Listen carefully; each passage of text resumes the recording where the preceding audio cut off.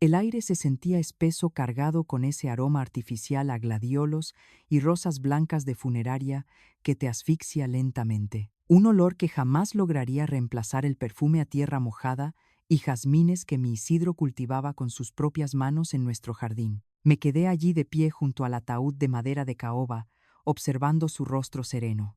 Por fin estaba libre del dolor que lo había consumido durante los últimos meses de su enfermedad.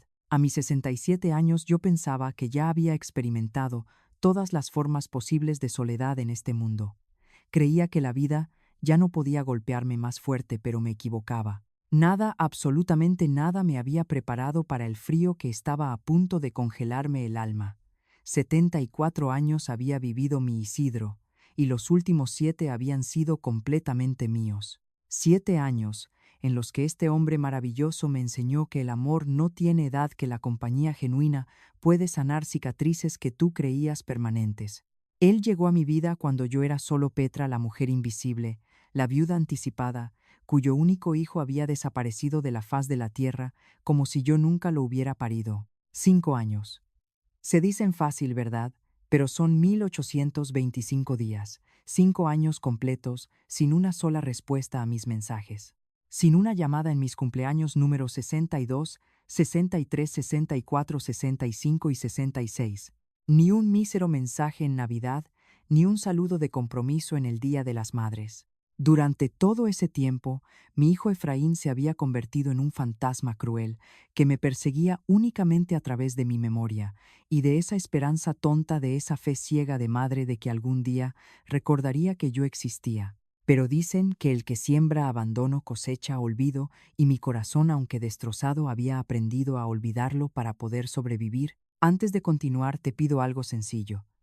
Si esta historia toca tu corazón en algún momento, suscríbete al canal. Aquí ningún dolor se cuenta en vano. El sonido agudo de unos tacones golpeando el mármol frío de la funeraria me arrancó de mis pensamientos. Me volví lentamente. Mi corazón latió con una esperanza ingenua. Esperaba ver a alguno de los pocos amigos que Isidro y yo habíamos compartido en nuestra vida tranquila. Tal vez a doña Carmen, la señora del mercado donde comprábamos las verduras los domingos, o al doctor Herrera, que lo había cuidado con tanta devoción hasta su último suspiro. Pero no, era él. Era mi fantasma.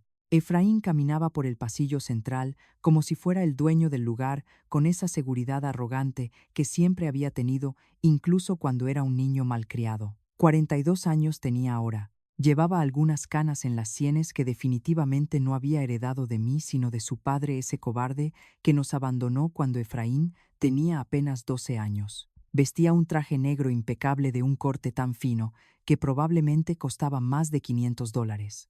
Sus zapatos de cuero brillaban bajo las luces tenues y lúgubres del recinto. Pero mi hijo no venía solo. No sabía que ese traje tan elegante pronto se convertiría en el disfraz de un mendigo implorando piedad. A su lado caminaba una mujer rubia de unos 38 años, delgada como un alfiler, con ese tipo de belleza plástica y estirada que solo el dinero puede comprar. Era Ingrid, su esposa. Solo la conocía por un par de fotos furtivas que vi en redes sociales antes de que el dolor me obligara a bloquearlos para no seguir sangrando. Llevaba un vestido negro tan ajustado que parecía no dejarla respirar, un atuendo que costaba más que 3 meses de mi pensión, y un bolso de diseñador colgado del brazo, como si estuviera en una pasarela, no en un velorio. Se detuvieron a unos metros de mí. Efraín me miró de arriba abajo. Reconocí esa expresión calculadora en sus ojos. Estaba evaluando el terreno, decidiendo qué máscara ponerse. Ingrid, en cambio, ni siquiera se molestó en fingir empatía. Sus ojos de depredadora recorrían el lugar, escudriñando cada arreglo floral, cada detalle de madera, calculando el precio de mi dolor. Mamá, dijo Efraín finalmente. Una sola palabra, sin un abrazo, sin una lágrima, sin un lo siento por tu pérdida. Solo mamá, pronunciado con la misma frialdad con la que un oficinista pide un café. Esa simple palabra resonó como un cristal, rompiéndose dentro de mi pecho. No me rompí de tristeza, me rompí de una claridad terrible y asfixiante. Durante media década me aferré a la ilusión de que mi hijo estaba muy ocupado con su éxito, distraído por la vida moderna. Pero verlo ahí parado frente al féretro del hombre que me había dado todo el amor que él me negó, confirmó lo que mi instinto de madre sabía, pero mi mente rechazaba. Efraín no vino a consolarme. Efraín solo aparece cuando huele sangre. Cuando hay algo que ganar. Efraín, respondí manteniendo mi voz tan seca y neutral como el cemento. No le iba a regalar ni una sola lágrima. No iba a mostrarle cómo su ausencia me había desgarrado por dentro, y mucho menos frente a esa mujer rubia que me miraba como si yo fuera una simple mosca en su copa de champán. Ingrid dio un paso al frente, extendiendo una mano con uñas perfectamente esmaltadas en rojo sangre. Señora Petra, siento mucho su pérdida. Soy Ingrid. Deberíamos habernos conocido antes, pero ya sabe cómo son estas cosas familiares siempre tan complicadas. La ironía de sus palabras me golpeó como un latigazo en pleno rostro. Cosas familiares complicadas. Lo dijo con una sonrisa cínica, como si 5 años de abandono total, de dejarme pudrir en el olvido, fueran un simple contratiempo cotidiano. Estreché su mano por educación. Sus dedos estaban helados a pesar del calor sofocante de aquella tarde de octubre. No le dije que era un gusto conocerla, porque habría sido la mentira más grande de mis 67 años. Efraín se acercó al ataúd, fingiendo un respeto de telenovela. Se veía muy cómodo contigo, mamá. Me da gusto que hayas tenido compañía en estos años. Compañía, como si Isidro hubiera sido un perro o un pasatiempo de vieja. Apreté los puños dentro de los bolsillos de mi abrigo. Ellos venían a buscar una herencia, pero no sabían que acababan de entrar a la jaula de una leona que ya no tenía nada que perder.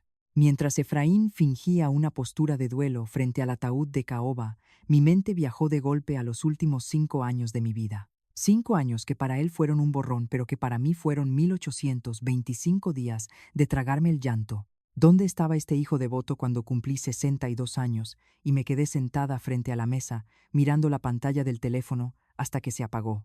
¿Dónde estuvo a mis 65, a mis 66, cuando la soledad apretaba tanto que dolía respirar?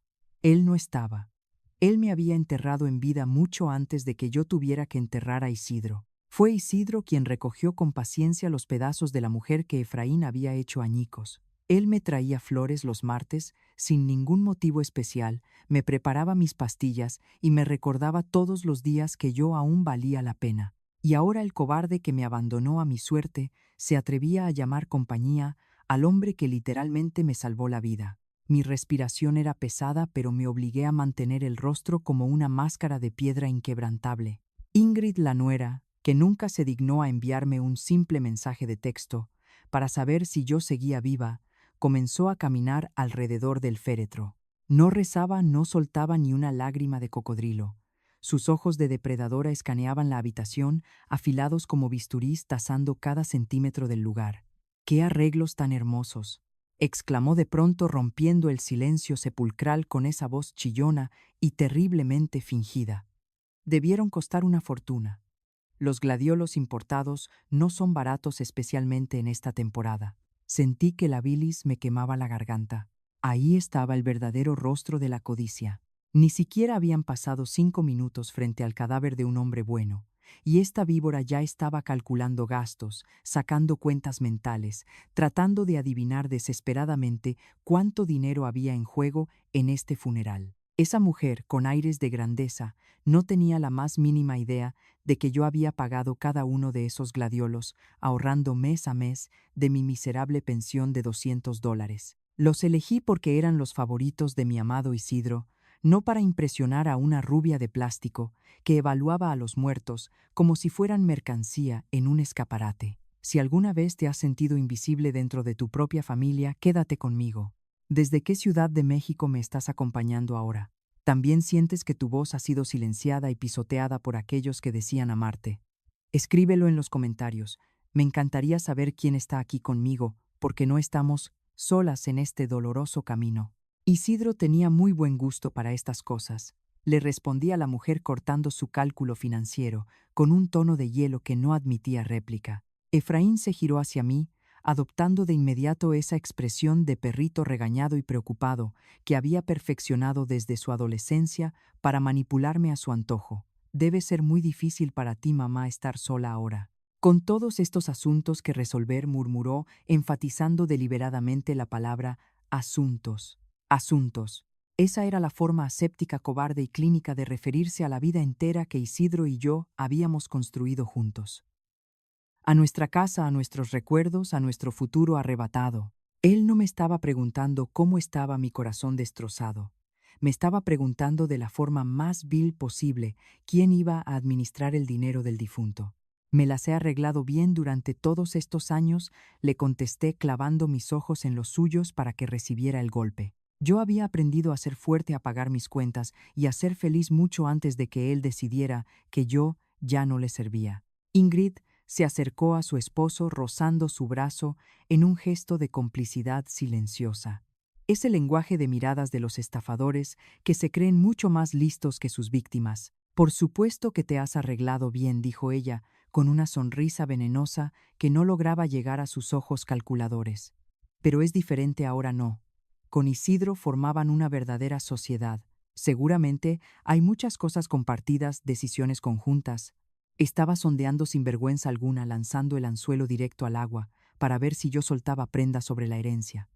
Miré a ese hombre de 42 años frente a mí, un absoluto extraño con mi misma sangre. Ya no había tristeza en mi interior. Se había esfumado por completo. En su lugar nació una furia fría, metódica y calculadora. Isidro y yo teníamos nuestros asuntos en perfecto orden, sentencié con una calma pasmosa. Vi cómo un brillo de codicia iluminaba las pupilas de mi hijo, creyendo que su aparición repentina iba a ser premiada. Los buitres ya estaban saboreando el festín, pero no sabían que el hombre que yacía en ese ataúd había sido infinitamente más astuto que los dos juntos y que la trampa perfecta apenas comenzaba a cerrarse sobre sus cuellos ambiciosos. Los siguientes 3 días fueron una pesadilla viviente que me dolió 1000 veces más que los 5 años de silencio absoluto de mi hijo. Cualquier persona con un mínimo de decencia después de asistir a un funeral da el pésame y se marcha para dejar que los deudos lloren en paz. Pero Efraín e Ingrid no tenían ni una gota de decencia en sus venas. Se instalaron en mi casa como si tuvieran las escrituras en la mano, como si su abandono imperdonable hubiera sido un simple malentendido que se borraba invadiendo mi espacio vital. A la mañana siguiente del entierro bajé a la cocina con el corazón hecho pedazos y me encontré con la primera bofetada del día. Ingrid había traído una cafetera nueva, una de esas máquinas ostentosas que seguro compró por más de $200, junto con una bolsa llena de provisiones, supuestamente para cuidarme mejor. Pero esa mujer no me estaba cuidando. Estaba marcando su territorio como un animal carroñero. Había arrinconado mi vieja cafetera, la que tantas veces me preparó el café junto a Isidro, como si fuera vil basura. Peor aún, estaba reorganizando mis alacenas, sin pedir permiso moviendo las tazas de cerámica que mi amado y yo usábamos cada mañana, hacia el estante más alto, fuera de mi alcance. Tienes las cosas un poco desordenadas. Aquí Petra me soltó con esa voz chillona y condescendiente, sin siquiera tener el valor de mirarme a los ojos mientras hurgaba en mis cajones. Una mujer de tu edad necesita tener todo más accesible. Me quedé paralizada en el umbral de mi propia cocina, sintiendo cómo la sangre me hervía en las venas. Una mujer de mi edad. El perfume empalagoso y asquerosamente floral de esa intrusa, un aroma que apestaba a dinero fácil y a intenciones ocultas, estaba asfixiando los olores sagrados de mi hogar. Estaba borrando sistemáticamente el aroma al café de olla, a las galletas de avena que yo horneaba los fines de semana y al jabón de lavanda que mi Isidro me traía del mercado con tanto amor. Quise gritarle que sacara sus manos con manicura francesa de mis recuerdos más íntimos, pero me tragué la rabia. Mi cocina ha funcionado perfectamente así durante muchos años, le contesté con la mandíbula tan tensa que me dolían los dientes. Ella soltó una risita burlona de esas que te clavan puñales en la espalda. Ay, Petra, tienes que modernizarte. Las mujeres de nuestra generación tendemos a aferrarnos demasiado a las rutinas viejas. Nuestra generación, esa chiquilla plástica tenía 38 años, casi 30 menos que yo, y me hablaba con el descaro de quien cree que me está haciendo un favor al tratarme como a una compañera de asilo. Pero el verdadero golpe bajo el que me demostró la clase de monstruo que había criado vino unos minutos después. Efraín entró al comedor cargando su computadora portátil y una carpeta llena de papeles, dejándolos caer sobre mi mesa de madera sin una gota de respeto. Esa era la misma mesa donde Isidro y yo desayunábamos todos los días, donde él me leía las noticias en voz alta, mientras yo le separaba sus pastillas para la presión, donde habíamos soñado con viajes que ya nunca haríamos. Era nuestro santuario y él lo estaba profanando. Pensé que podríamos revisar algunos papeles juntos, mamá, dijo Efraín, abriendo su computadora con una frialdad pasmosa. Debe haber muchas cosas importantes que organizar después de todo esto. Todo esto. Esa fue la frase aséptica, cobarde y miserable que usó para referirse a la muerte del hombre que me devolvió las ganas de vivir. Me senté frente a él. Tenía la misma cara de niño manipulador de cuando me suplicaba dinero para alguna excursión escolar. No me preguntó si había podido pegar el ojo en toda la noche. No me preguntó cómo me sentía. Me miró directo a los ojos y soltó la verdadera, la única razón de su repentina aparición. Isidro tenía testamento. La crudeza de su pregunta me atravesó como un cuchillo oxidado en el estómago. Ni siquiera fingió un poco de luto. Era pura y descarada avaricia. Sí tenía testamento, le respondí secamente sin parpadear. Los ojos de mi hijo se iluminaron con una codicia tan intensa que me dio náuseas, como si acabara de confirmar que había ganado la lotería a costa de mi dolor. En ese momento Ingrid se acercó contoneándose y se sentó junto a su esposo, sosteniendo una taza del café que había preparado en su ridícula máquina nueva. «Eso está muy bien», susurró ella con una sonrisa venenosa que no le llegaba a los ojos. Los hombres de la generación de Isidro eran muy responsables. Seguramente dejó todo muy claro para que no tengas complicaciones. Estaban actuando en equipo, era una coreografía perfecta, repulsiva, de dos buitres rondando la carroña. Efraín se inclinó hacia mí adoptando un tono de falso salvador que me revolvió las entrañas. «Si te nombró como beneficiaria principal, puedo ayudarte con los trámites. Tengo contactos, buenos abogados». Ahí estaba. La trampa se cerraba de golpe. Durante 5 largos años, en los que enfrenté la vida sola, en los que cuidé a un hombre moribundo en hospitales fríos y tomé decisiones médicas desgarradoras, jamás recibí una sola oferta de ayuda de su parte. Pero ahora que olían el dinero de un muerto de repente, yo era una anciana frágil e incapaz que necesitaba ser rescatada. Querían el control absoluto, querían adueñarse de mis propiedades, administrar mis cuentas y seguramente meterme en el rincón más oscuro para quedarse con todo. Miré a este extraño de traje caro que alguna vez llevé en mi vientre y que ahora lucía la mandíbula de su padre traidor. Ya no quedaba amor maternal en mí, solo un profundo y silencioso desprecio. «La situación está muy clara», les dije saboreando el veneno de cada sílaba. Isidro me dejó algunas cosas. Vi cómo los nudillos de Ingrid se pusieron blancos mientras sus dedos se tensaron alrededor de la taza de cerámica, casi rompiéndola por la ansiedad. «Algunas cosas», repitió ella, incapaz de tragar saliva ni de ocultar su desesperación. «¿Qué tipo de cosas?». Sonreí por dentro, una sonrisa helada y letal. Estaban tan cegados por su propia ambición que no se daban cuenta de que estaban caminando directo con los ojos vendados hacia el abismo que mi amado Isidro había cavado pacientemente para ellos. «Voy a tomarme mi tiempo para decidir qué hacer», les contesté, levantándome de la silla para darles la espalda y dejarlos hirviendo en su propia incertidumbre. Dejé que se cocinaran a fuego lento en su avaricia. Aún no sabían que el verdadero infierno, el que los dejaría en la ruina moral y absoluta, apenas estaba por comenzar. Una semana después del funeral, el aire en la oficina del licenciado Miller apestaba a cuero viejo y a café recalentado de máquina. Era un despacho pequeño y asfixiante, pero el verdadero ahogo no venía de la falta de ventilación, sino de la presencia a mis costados de Efraín e Ingrid. Habían insistido con una terquedad enfermiza en acompañarme a la lectura oficial del testamento de mi amado Isidro. «Para apoyarte emocionalmente, Petra», me había soltado Ingrid esa misma mañana en mi propia cocina, mientras se servía en una taza con la soltura de quien ya se siente dueña del lugar.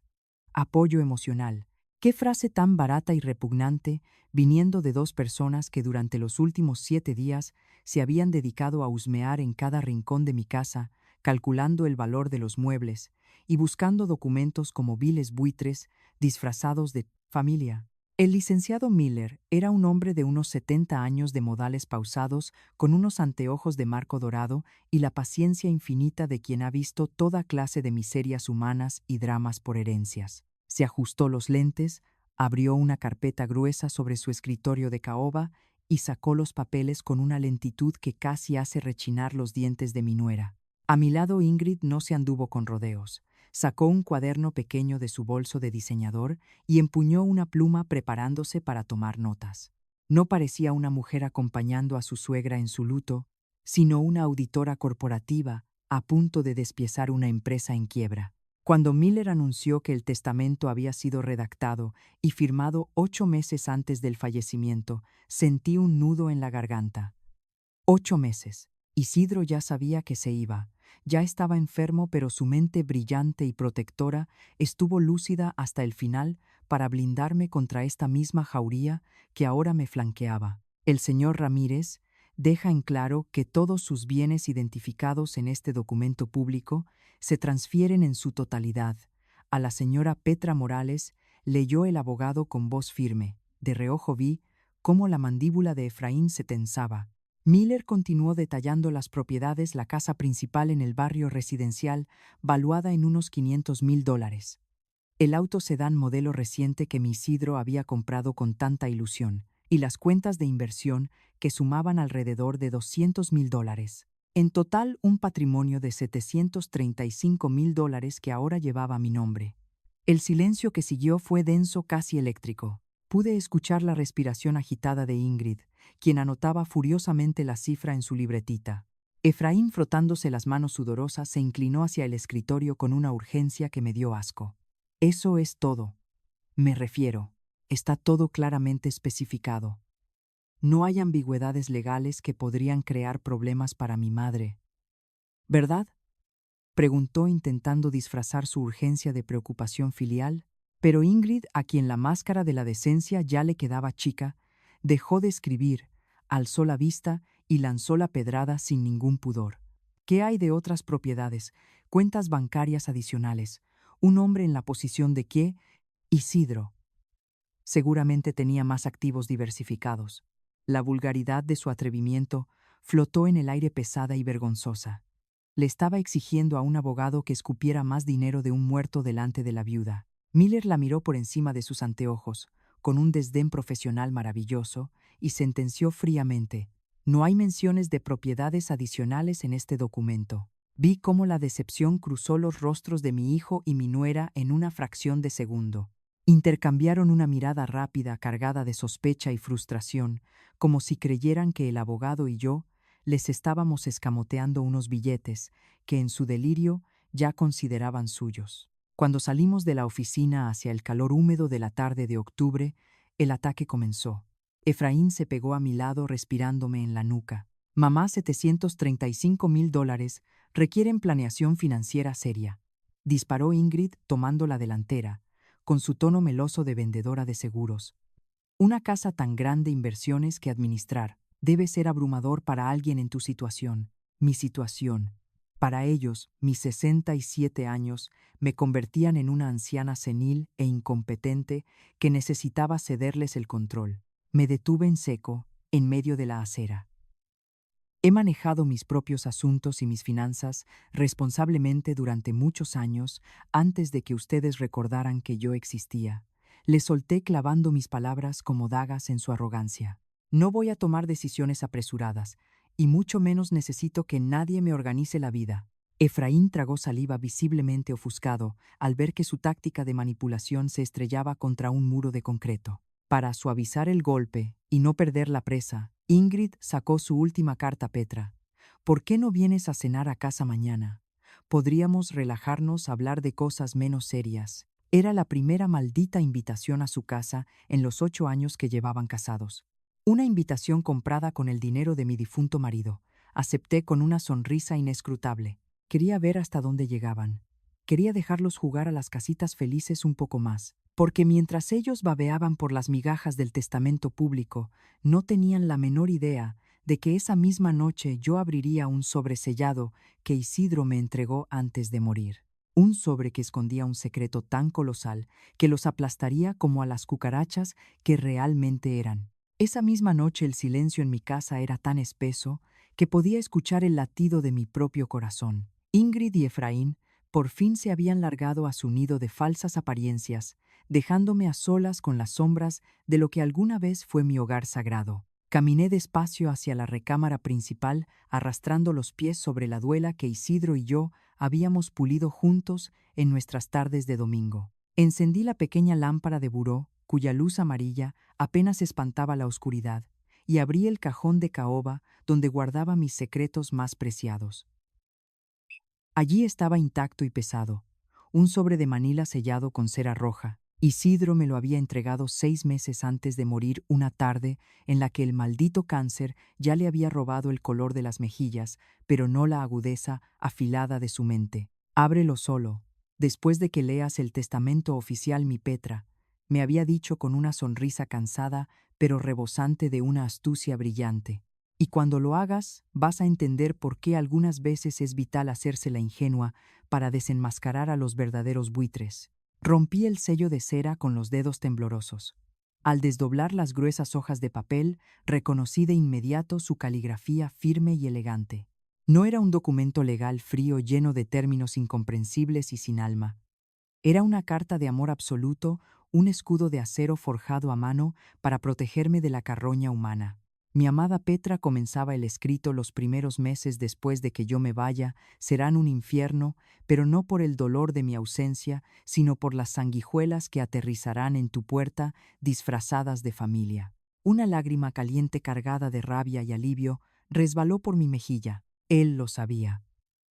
Mi Isidro, con su infinita sabiduría de viejo lobo, había previsto con exactitud milimétrica la reaparición interesada de mi hijo. Había calculado las ofertas de ayuda no solicitadas, la presión asfixiante para consolidar bienes bajo la experta supervisión de Efraín y la mirada tasadora de esa víbora de diseñador llamada Ingrid. Me advertía en cada línea que no se diera un solo peso que tomara mi tiempo y dejara que ellos solitos se ahorcaran con la soga de su propia avaricia. Pero la revelación que me dejó sin aliento, la que hizo que me tuviera que sentar de golpe en el borde de la cama para no desplomarme en el piso, venía detallada en la segunda página. La casa, el carro, plateado, y los $735,000 que habían hecho babear a mi nuera esa misma tarde en el despacho del licenciado Miller eran solo una cortina de humo, un simple cebo. Isidro había establecido 3 años antes de su muerte una fundación privada registrada en el estado de Texas, totalmente oculta, completamente separada del testamento público, blindada legalmente contra reclamos de familiares y diseñada de manera exclusiva para mí. El valor de los activos de esa fundación no era de unos cuantos miles para sobrevivir la vejez. La cifra exacta era de $2,800,000. $2,800,000. Sentí un mareo brutal que me obligó a cerrar los ojos. Esa cantidad obscena de dinero no solo compraba tranquilidad para el resto de mis días, compraba poder absoluto. Y yo, la mujer a la que habían tratado de ningunear toda la semana, era la única dueña y señora de ese imperio silencioso. Me quedé mirando el papel, procesando la magnitud de su devoción. Mientras Efraín me despreciaba por ser una simple anciana de 67 años, ignorante y manipulable, Isidro me había coronado en secreto como una reina intocable. La verdad libera, pero el camino para aceptarla es sumamente doloroso e ingrato. Deja tu like para fortalecer esta historia si estás del lado de la justicia. ¿Tú perdonarías a quien estoy a punto de enfrentar o dejarías que se hundan sin piedad en su propio lodo? Yo tomé mi decisión esa misma madrugada. Mientras la Ciudad de México dormía en su ajetreo, algo dentro de mi pecho terminó de morir para darle paso a algo indestructible. El último rastro de culpa maternal, esa absurda y enfermiza necesidad de justificar las bajezas de mi hijo, se esfumó como el humo de un cigarro barato. Efraín ya no era el niño de mis entrañas. Era un adversario, un ladrón de traje, a la medida que venía a saquear las ruinas de mi luto y a pisotear la memoria del único hombre que me respetó. Doblé la carta cuidadosamente y la guardé apretada contra mi pecho, sintiendo su calor como un abrazo desde el más allá. Me levanté de la cama, caminé hacia el baño y me lavé la cara con agua helada, frotando mis mejillas hasta dejarlas rojas. Al mirar mi reflejo en el espejo del lavabo, ya no vi a la viuda abrumada, marchita y dependiente que Efraín e Ingrid creían poder manejar a su antojo.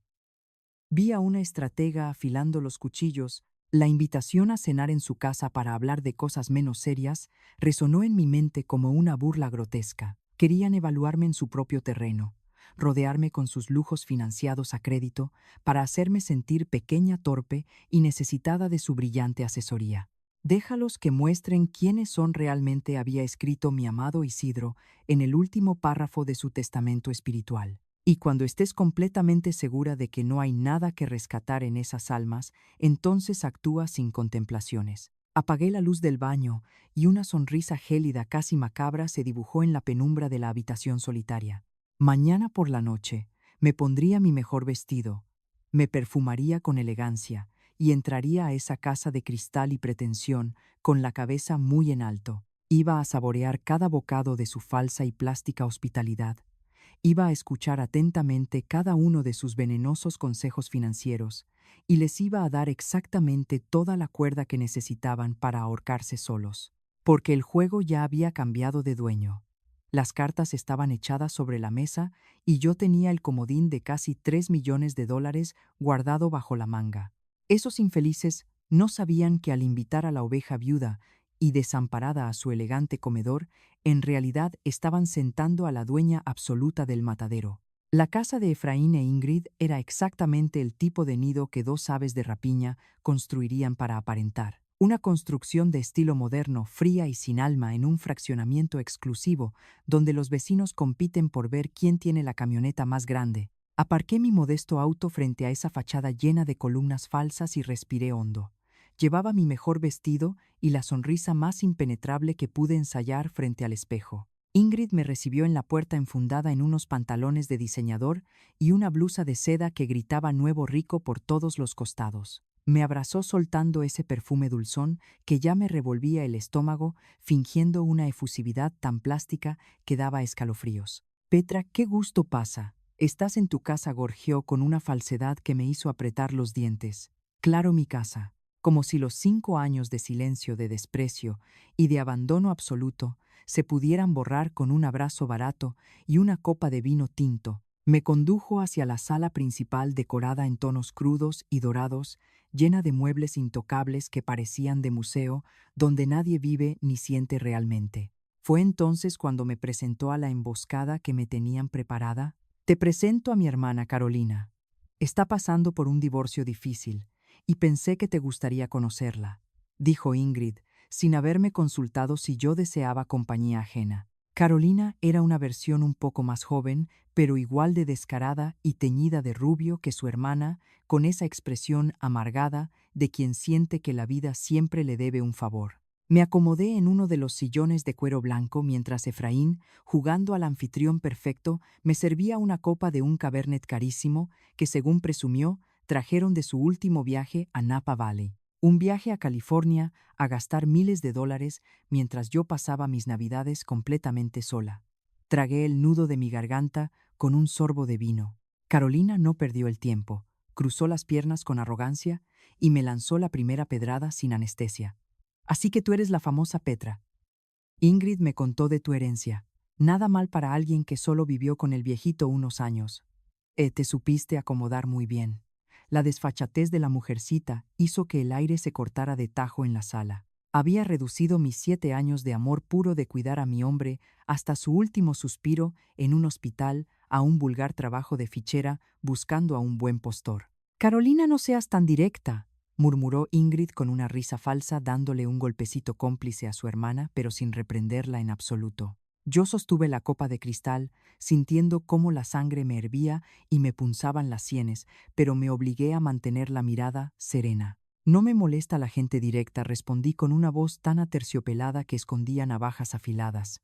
«Prefiero saber exactamente con qué clase de personas estoy sentada a la mesa». Efraín carraspeó visiblemente sudoroso e incómodo, e intentó desviar la atención, anunciando que la cena ya estaba lista. Nos sentamos en un comedor de cristal donde sirvieron un pollo asado reseco que claramente habían comprado en algún restaurante y vaciado en sus propios platos de porcelana para darme a tole con el dedo. Durante los primeros bocados la plática fue una tortura de trivialidades sobre el clima y el tráfico de la ciudad, pero yo sabía muy bien que los buitres solo estaban calentando motores. Estaban afilando los picos para empezar a arrancar la carne de mis huesos.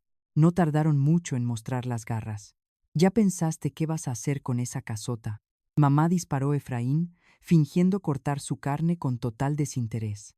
Es un monstruo de propiedad para una mujer sola. Se te va a venir encima. Ingrid asintió vigorosamente limpiándose la boca con la servilleta de tela. Exacto, Petra. El mercado inmobiliario está por las nubes ahorita. Si la vendes, podrías mudarte a un departamentito más acorde a tus años y con lo que sobre Efraín te puede armar un portafolio de inversión. Los ingresos pasivos son vitales a tu edad. A mi edad, de nuevo, esa maldita frase para pisotearme. Querían convencerme de que yo ya estaba con un pie en la tumba, de que era una anciana incompetente y que mi única salvación era entregarles el dinero de mi viudez para que ellos jugaran al empresario exitoso. Sentí unas ganas inmensas de reírme a carcajadas en sus caras. Estaba cenando con mis verdugos escuchando cómo se repartían el botín de un asalto que jamás llegaría a concretarse. Aún no decido nada, susurré bajando la mirada y fingiendo una vulnerabilidad casi lastimera. La soledad a veces me nubla el juicio. Esa debilidad actuada fue la señal que Carolina estaba esperando para escupir el veneno definitivo. Hizo a un lado su plato, me clavó sus ojos pintarrajeados y lanzó la pregunta del millón, la verdadera y única razón de esta farsa de cena familiar. Oye, Petra, aquí entre mujeres, ¿Isidro nunca te habló de otras cuentitas por ahí? Propiedades en otros estados, tal vez cuentas bancarias en el extranjero, porque los números no cuadran. Un hombre con el estilo de vida que ustedes llevaban no deja solo $700,000. Seguro el viejo tenía su guardadito escondido, ¿no? La tensión en el comedor fue tan violenta que casi se podía masticar.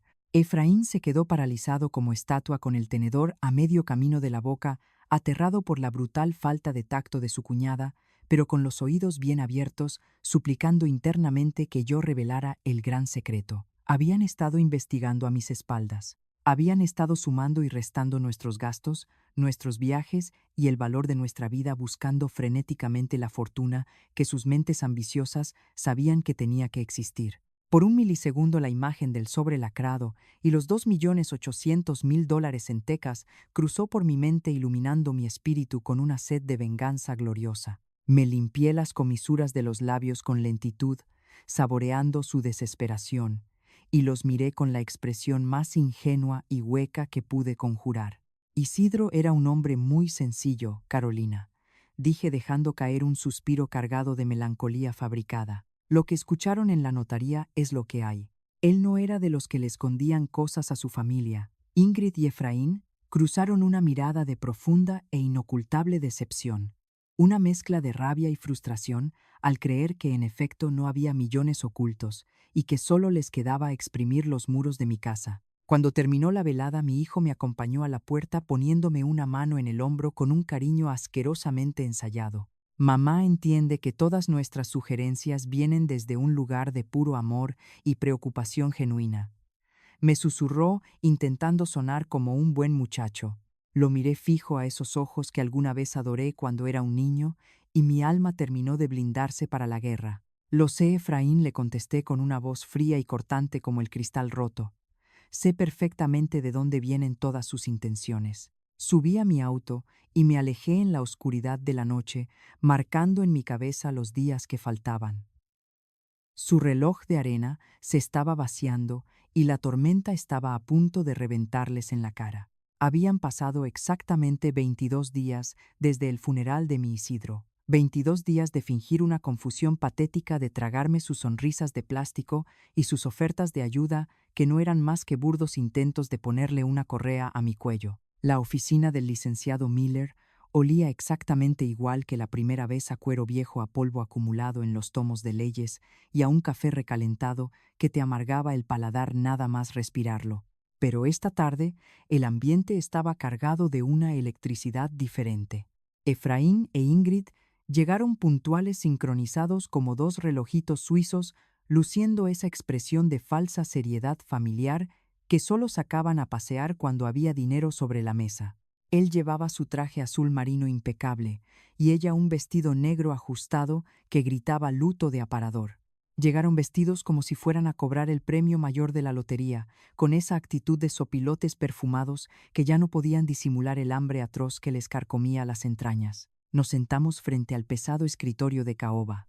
Ingrid ni siquiera esperó a que el abogado hablara. Sacó de inmediato su libretita de notas y su pluma cara desprendiendo ese perfume dulzón y empalagoso que durante las últimas semanas se había convertido en la peste oficial de mi casa. Efraín se acomodó a mi lado frotándose las manos y me lanzó una mirada cargada de una condescendencia que me dio asco.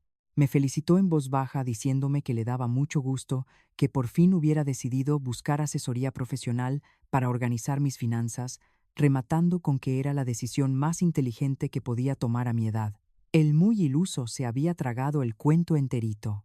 Creía ciegamente que mi silencio de los últimos días era sumisión que su arrogancia de macho exitoso de 42 años había logrado quebrar el espíritu de su madre viuda. Estaba convencido de que yo los había citado ahí para entregarles las llaves de mi cuenta bancaria y rogarles que me administraran la vida. El licenciado Miller se acomodó los anteojos de marco dorado y me miró con esa neutralidad clínica que los abogados perfeccionan con los años.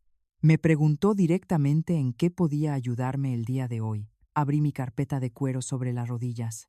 Lo hice con una lentitud desesperante, saboreando cada maldito segundo de la expectación que flotaba en el cuarto. Durante un instante, una punzada de culpa maternal amenazó con asfixiarme. Era demasiado cruel lo que estaba a punto de hacer. Iba a destruir el último puente que me unía a mi única sangre. Pero el recuerdo de mis cumpleaños, en la más profunda soledad, esperando una llamada que nunca llegó, ahogó cualquier atisbo. De piedad, quiero discutir algunos aspectos de la herencia de mi marido que no fueron incluidos en el testamento público, pronuncié con una voz tan firme y helada que pareció bajar la temperatura del despacho entero. La reacción fue instantánea. La postura de Efraín cambió de un plumazo. Su máscara de hijo protector y paternalista se hizo pedazos al instante reemplazada por un interés feroz casi animal. Se enderezó en la silla como si le hubieran dado una descarga eléctrica y me exigió saber qué clase de aspectos habían quedado fuera. Sus pupilas se dilataron devoradas por el brillo de la codicia, creyendo que Isidro había dejado algún terrenito olvidado o una cuenta de ahorros menor. En lugar de contestarle a él, saqué de mi carpeta el documento grueso pesado repleto de sellos notariales fechado el 12 de agosto 3 años atrás. Lo deslicé sobre el escritorio hacia el licenciado Miller, sin apartar la vista de los rostros de mi hijo y mi nuera. La emboscada estaba lista y ellos acababan de pisar la mina. Isidro estableció una fundación privada 3 años antes de su muerte. Declaré sintiendo cómo cada palabra era un martillazo en el ego de esos dos parásitos. La Fundación Benéfica Ramírez Morales, debidamente registrada en el estado de Texas, con activos por un valor de $2.800.000. El silencio que siguió no fue normal. Fue un vacío absoluto, un abismo sordo. Hasta el zumbido constante del aire acondicionado pareció morir en ese instante. A mi derecha la pluma de Ingrid quedó suspendida en el aire temblando sobre su libreta, como si su cerebro hubiera sufrido un cortocircuito, incapaz de procesar la magnitud de esa fortuna. A mi izquierda, Efraín parpadeó varias veces abriendo y cerrando la boca como un pez fuera del agua. 2.800.000 repitió en un susurro ronco, masticando las sílabas, como si estuviera intentando pronunciar un idioma alienígena. El abogado Miller, ajeno al drama familiar, tomó el documento y comenzó a revisarlo con su meticulosidad habitual. Después de unos minutos que a mis invitados les debieron parecer siglos, el abogado levantó la vista y confirmó con total naturalidad que el documento era perfectamente válido. Explicó, rematando la faena, que esos fondos estaban completamente separados del patrimonio público que ellos tanto habían babeado por controlar. Fue entonces cuando Ingrid, perdiendo todo el porte de mujer de alta sociedad, soltó un chillido agudo y desesperado, cuestionando con histeria por qué nadie les había informado de esto desde el principio, por qué se les había ocultado semejante cantidad de dinero. Me giré hacia ella, la miré de arriba abajo, con el desprecio más puro que he sentido en mi vida, y le contesté que las fundaciones privadas operan al margen para proteger los bienes de complicaciones familiares. Y vaya que ellos eran la peor de las complicaciones. La frase complicaciones familiares rebotó en las paredes de la oficina como una bofetada a mano abierta. Efraín Me miró con una expresión desencajada, una mezcla de sorpresa absoluta, y la lenta humillante comprensión de que había subestimado de manera garrafal a su propia madre. Todavía en shock, Ingrid balbuceó preguntando con un hilo de voz si yo era la beneficiaria de todo ese imperio. Le sostuve la mirada saboreando el colapso de su codicia. Le confirmé que yo era la única dueña con autoridad absoluta para hacer y deshacer a mi antojo, sin tener que rendirle cuentas a nadie, y mucho menos a dos extraños que solo se acordaron de mi existencia cuando olieron la herencia. El silencio que inundó el despacho del licenciado Miller no era el de una pausa dramática, sino el vacío asfixiante de un abismo que acaba de tragarse vivos a dos incautos.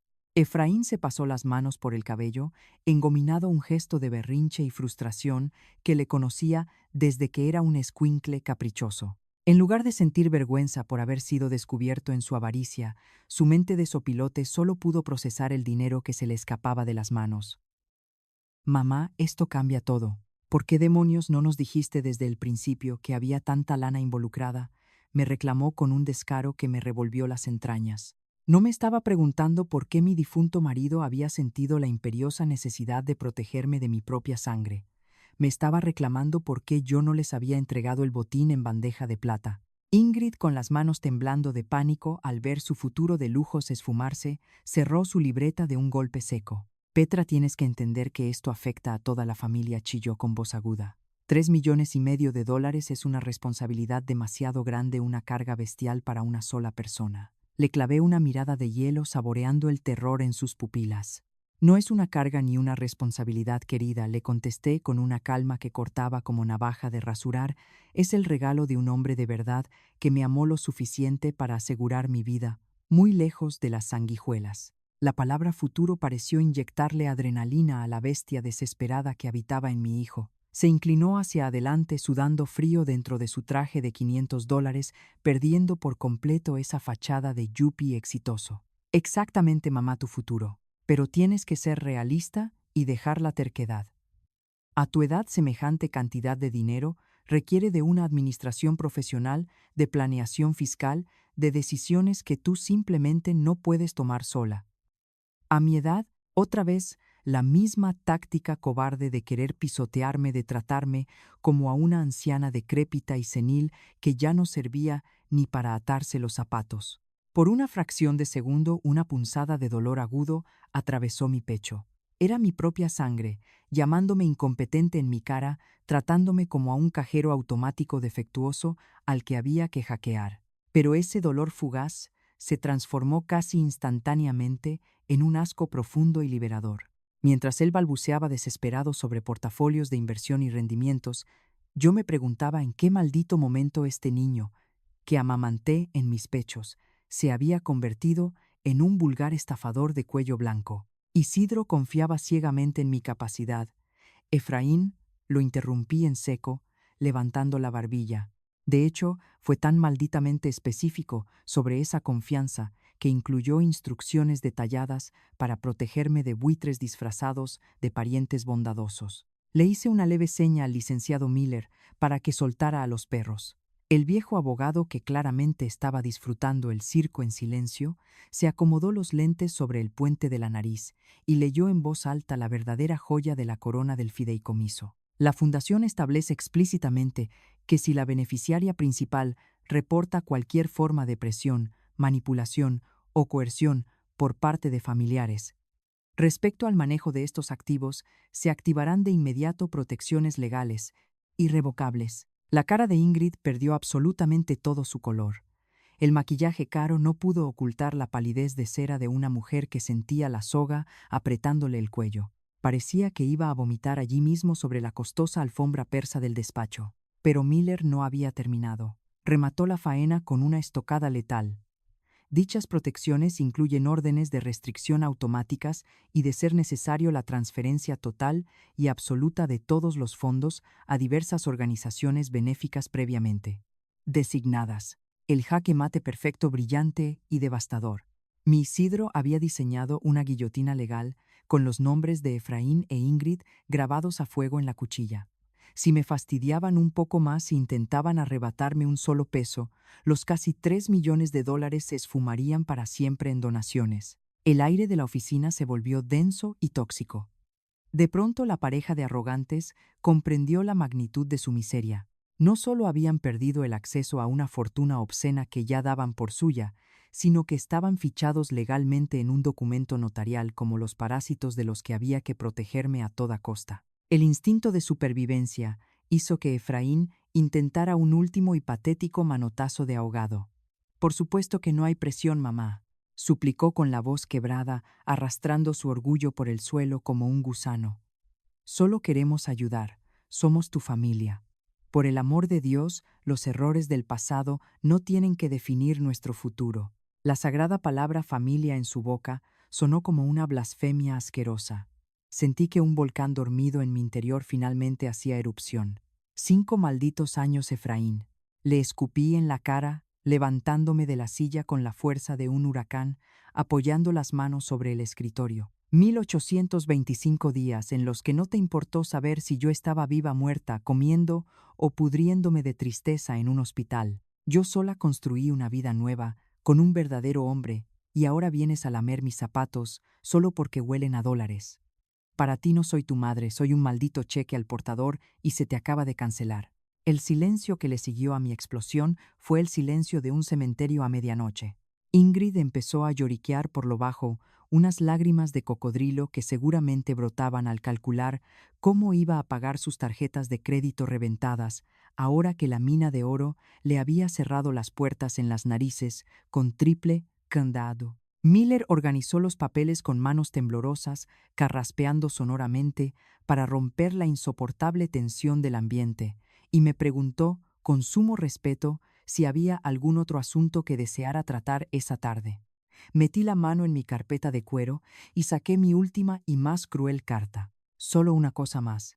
Licenciado, sentencié mirando a mi hijo desde las alturas de mi dignidad recuperada. Quiero formalizar la orden de restricción preventiva hoy mismo. No quiero que estas dos personas se acerquen a mi casa ni a mi persona nunca más en sus miserables vidas. Las caras de pavor absoluto y derrota de mi hijo y su lagartija rubia fueron el trofeo más hermoso que el universo pudo haberme entregado. Di media vuelta y salí de esa oficina pisando fuerte, dejando atrás a dos cobardes paralizados por el terror de su propia ruina.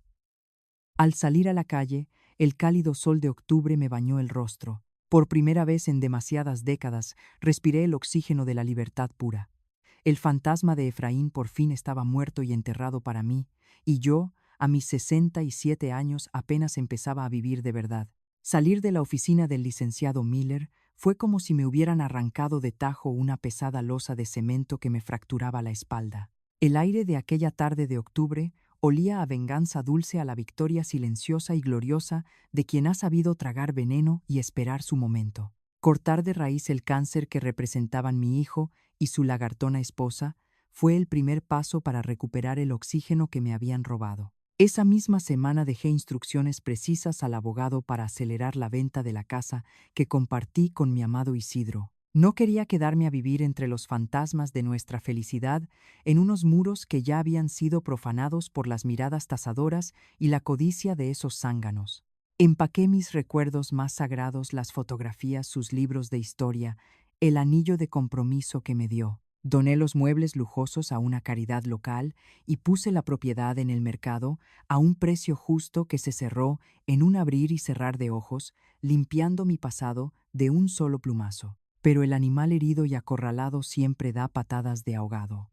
Apenas unos días después de que la orden de restricción se pusiera en marcha legalmente, el cobarde de Efraín se apareció en la banqueta de mi casa. «Mamá, por el amor de Dios, perdóname.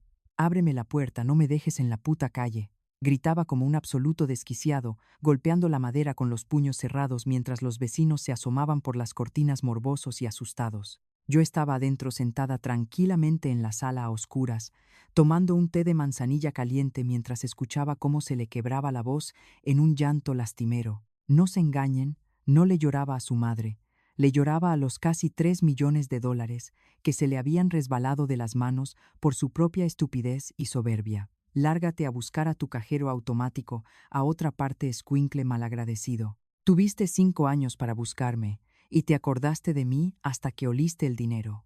Murmuré para mis adentros, saboreando cómo la humillación pública por fin le cobraba factura. El karma, dicen en mi pueblo, es una fiera implacable que no perdona a nadie, y con ellos el destino se cobró con intereses. Solo pasaron un par de semanas para que el teatrito del matrimonio perfecto y de alta sociedad se hiciera pedazos de la manera más grotesca y vulgar posible. Sin la mina de oro que Ingrid y Efraín esperaban saquear de mi viudez, las inmensas deudas de sus tarjetas de crédito topadas se los comieron vivos masticando su falsa riqueza.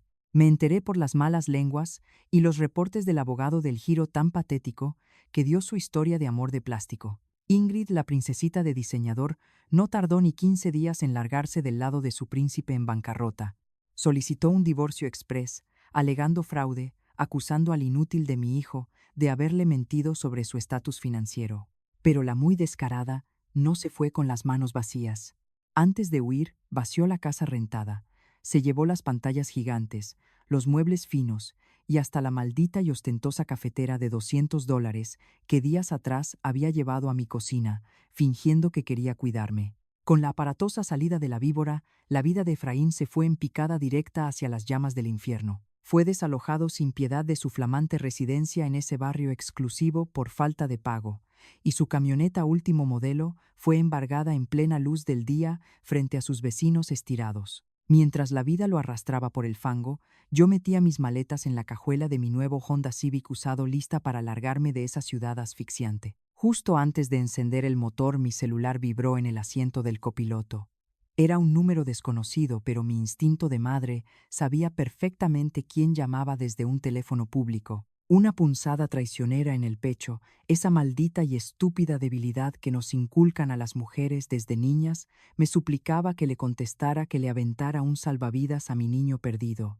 Pero cerré los ojos con fuerza y apreté los puños sobre el volante hasta encajarme las uñas en las palmas, sintiendo dolor. Si lo rescato ahora, si le doy un solo peso para sacarlo del hoyo, lo condeno a ser un parásito inútil toda su perra vida. Que aprenda a rascarse con sus propias uñas, sentencié en voz alta, bloqueando el número y arrancando el motor para siempre.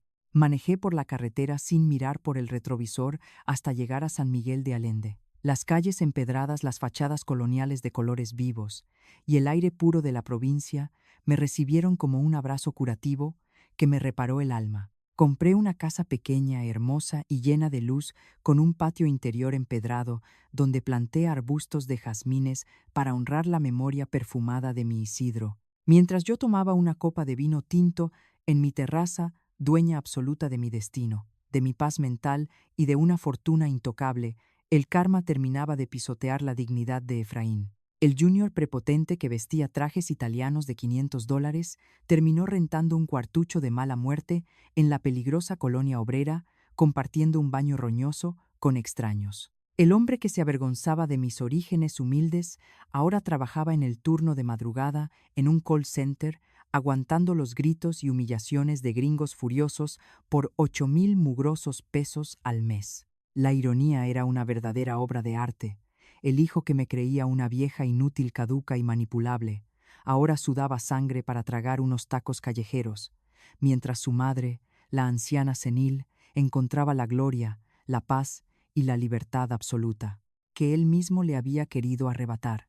Un año exacto había pasado desde que la tormenta de codicia intentó ahogarme arrastrándome a un abismo de manipulaciones y mentiras familiares. San Miguel de Allende me regalaba ahora mañanas con olor a pan recién horneado y tardes de cielos anaranjados limpios de cualquier rastro de toxicidad. Mi casa, una construcción pequeña, pero rebosante de luz natural y bugambilias, se había convertido en mi fortaleza inexpugnable. A mis 68 años por fin era dueña absoluta de mis silencios, de mis rutinas y de mis carcajadas. Ya no era la viuda estorbo a la que querían arrumbar en un rincón como a un mueble viejo, ni la madre patética mendigando una miserable llamada de cumpleaños. Las vecinas del barrio, mujeres recias y de buen corazón que tejían en las plazas, me conocían simplemente como doña Petra, la señora que preparaba las mejores galletas de avena y que siempre tenía una palabra de aliento. Ellas no tenían la más remota idea de que detrás de mi humilde delantal y mis manos manchadas de harina, Yo administraba y controlaba una fortuna de casi $3 millones, y no tenían por qué saberlo. La verdadera riqueza no hace ruido, no necesita exhibir relojes suizos, ni usar trajes de $500 para humillar a los que tienen menos. Mientras yo regaba pacíficamente los jazmines de mi patio trasero, pensando en cómo la astucia de mi Isidro me había salvado incluso desde la tumba, el cartero deslizó un sobre arrugado por debajo de mi puerta de madera. No traía remitente, pero el instinto de madre es una maldición testaruda que no se apaga ni con todo el dinero ni con toda la distancia del mundo. Era su letra. Reconocí de inmediato la caligrafía nerviosa y picuda de Efraín. Mis manos temblaron por una fracción de segundo y una punzada de angustia me taladró el centro del pecho. ¿Y si estaba gravemente enfermo? ¿Y si el infierno de la colonia obrera lo había escupido a la calle y estaba durmiendo en las banquetas?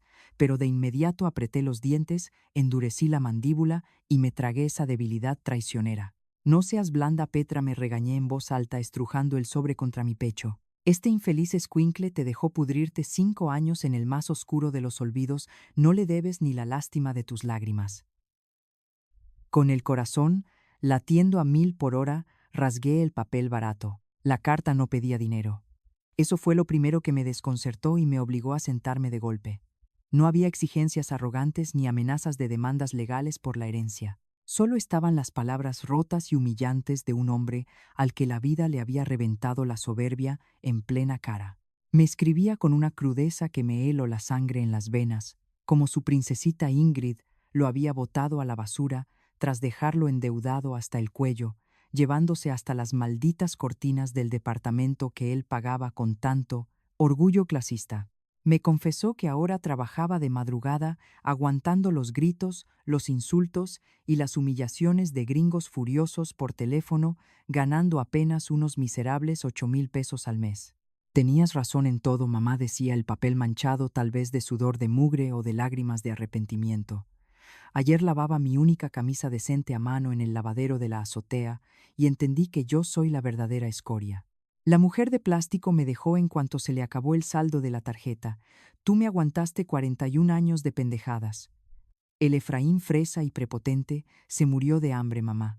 Las rodillas me flaquearon y la respiración se me cortó de tajo. El instinto primitivo y visceral me gritaba que llamara a mi ejecutivo bancario, que le depositara unos miles de dólares inmediatamente, que lo sacara de ese cuarto compartido y apestoso para bañarlo y alimentarlo como cuando era mi niño pequeño. Tenía el poder absoluto de cambiar su miserable vida con una sola firma. La lucha interna me desgarraba el alma en 2 pedazos. Era mi propia sangre, mi único hijo, arrastrándose sin dignidad por las alcantarillas de su propio y merecido karma. Pero entonces miré el cielo despejado de la provincia y recordé el frío sepulcral de mis cumpleaños solitarios. Si lo rescato ahorita que está tocando fondo, lo mato en vida para siempre, sentencié limpiándome una lágrima solitaria que se me escapó por la mejilla. El dolor y la carencia son los únicos maestros que los soberbios respetan. No le mandé ni un solo centavo partido por la mitad, ni un mensaje de texto. Dejarlo sufrir las consecuencias de su avaricia era mi último acto de amor verdadero, la única maldita forma de que se forjara como un hombre decente y dejara de ser el parásito que su exesposa había exprimido. Y mientras él aprendía a ganarse el plato de frijoles con el sudor y la humillación de su frente, yo recibí el estado de cuenta anual de la fundación secreta de mi Isidro. Los números eran sencillamente gloriosos e implacables. El fondo de inversión había crecido a más de $3,200,000 gracias a los rendimientos. Ese mismo dinero que mi nuera ya se saboreaba meses atrás para comprarse bolsos europeos en el Palacio de Hierro, ahora estaba construyendo realidades hermosas. Doné cientos de miles de dólares para becar a mujeres mayores que querían terminar sus estudios universitarios y financié terapias musicales para asilos de ancianos donde había madres tan olvidadas y rotas como yo lo estuve alguna vez. Cada peso que usaba para ayudar a un desconocido era una dulce y poética venganza contra la mezquindad de mi propia sangre.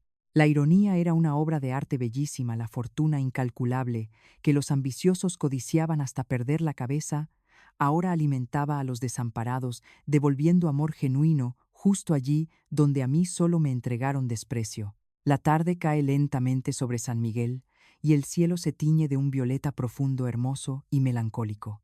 Me sirvo una taza humeante de té de manzanilla, escuchando el canto monótono de los grillos en mi jardín. He perdonado a Efraín, sí, porque el rencor es un veneno asqueroso que uno se toma esperando ingenuamente que el otro se muera. Pero perdonar no significa ser estúpida ni volver a abrir la puerta de mi casa a quien me lastimó. Algunas historias necesitan un punto final tajante y doloroso para que ambos puedan renacer de sus propias cenizas. Si esta historia removió algo en tu pecho, si te hizo reflexionar sobre el peso brutal de nuestras decisiones y el verdadero valor del amor desinteresado, te invito a compartir en los comentarios lo que despertó en ti. ¿Perdonarías tú una traición como esta o dejarías que la vida les enseñe su dura lección? Aquí cada silencio, cada lágrima y cada cicatriz merecen ser escuchados con el más profundo respeto. La historia relatada anteriormente es una obra de ficción creada con fines de entretenimiento y reflexión. Los personajes, situaciones y eventos descritos no están basados en personas reales. Sin embargo, es fundamental reconocer que temas como el abuso financiero, la manipulación psicológica, la violencia emocional y el abandono en la tercera edad son realidades oscuras y muy dolorosas que afectan a miles de familias todos los días. Si tú o alguien que conoces se encuentra atravesando por una situación de vulnerabilidad, maltrato o coerción de cualquier tipo, por favor, no te quedes en silencio. Busca ayuda inmediatamente, contactando a las autoridades correspondientes de tu localidad, acudiendo a instituciones de apoyo familiar o acercándote a personas de tu absoluta confianza. Siempre hay una salida, y nadie merece enfrentar el abuso en soledad.